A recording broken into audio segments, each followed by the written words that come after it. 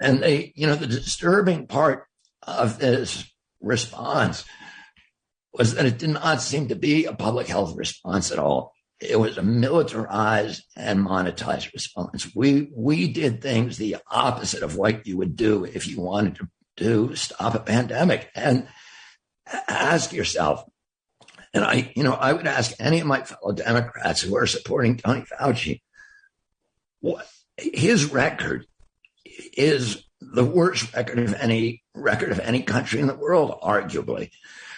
We had 4.2% of the global population here in the United States, and I think we had something like 17 or 18% of the global COVID deaths.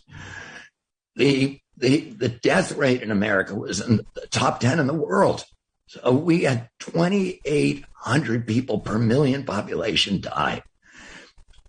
The African nations had an average of about 200.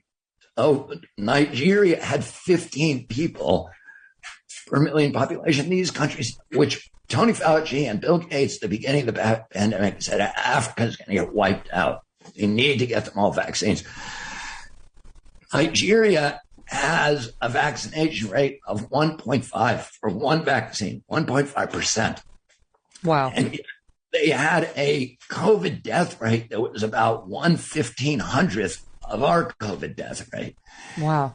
And there's reasons, Megan, there's reasons for that are non-medical. One is that African countries have younger populations, and COVID was a disease that killed elderly people. But that doesn't explain it anywhere near these huge disproportions. One of the things that could explain it is that Nigeria has the highest malaria burden in the world. 27% of malaria cases globally come from that country. So everybody in the country is on hydroxychloroquine. Mm-hmm. It also has the highest burden of river blindness. A large part of the population is on ivermectin. Is that what explains this incredible record against COVID? Well, we don't know.